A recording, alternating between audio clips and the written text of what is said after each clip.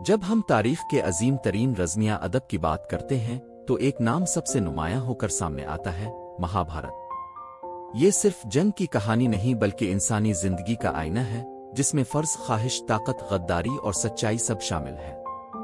مہابھارت دنیا کے طویل ترین رزمیوں میں سے ایک ہے جو ہزاروں سال پہلے تحریر کی گئی۔ یہ ایک شاہی خاندان کی دو شاخوں، پانڈو اور کورو، کے درمیان ہونے والے تصادم کو بیان کرتی ہے اور دھرم، فرض، حق، کرم اور انصاف جیسے گہرے فلسفیانہ سوالات کو اجاگر کرتی ہے۔ اس رزمیے کے مرکز میں ہستناپور کے تخت کے لیے جدوجہد ہے۔ پانڈو جو اپنی راست بازی کے لیے مشہور ہیں، کورو کے ہاتھوں ناانصافی کا سامنا کرتے ہیں جو لالچ اور حسد سے متاثر ہوتے ہیں۔ امن کی بار بار کوششوں کے باوجود یہ تنازع کوروکشیتر کی عظیم جنگ میں بدل جاتا ہے، ایک ایسی جنگ جو تاریخ کا رخ بدل دیتی ہے۔ مہابھارت ہمیں ناقابل فراموش کرداروں سے روشناس کراتی ہے: کرشن، الہی رہنما اور حکمت عملی ساز; ارجن، عظیم ترین تیر انداز جو اخلاقی کشمکش میں مبتلا ہے; بھیشم، اپنی ہولناک قسم کا پابند; کرن، المیہ ہیرو، وفادار مگر تقدیر کا ستایا ہوا۔ ہر کردار انسانیت کے ایک مختلف پہلو کی نمائندگی کرتا ہے۔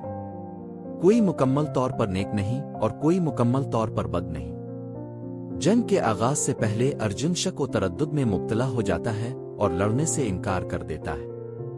اسی لمحے کرشن بھگوت گیتا کا درس دیتے ہیں، جو زندگی، فرض اور خود شناسی پر ایک لازوال پیغام ہے۔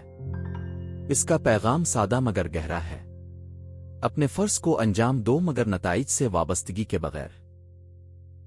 مہابھارت محض ایک قدیم کہانی نہیں، یہ جدید زندگی کے لیے بھی ایک رہنما ہے۔